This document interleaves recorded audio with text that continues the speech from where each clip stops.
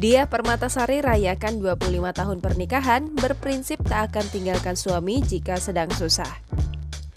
Artis peran Diah Permatasari merayakan hari jadi pernikahannya yang ke-25.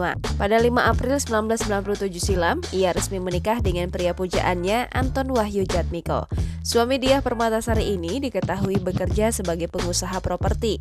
Dari pernikahan tersebut, Diah Permatasari memiliki 2 anak laki-laki.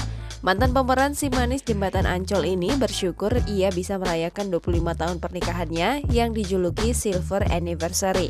Sebelum menjadi suami istri, mereka berdua disebut-sebut sudah berpacaran selama 7 tahun.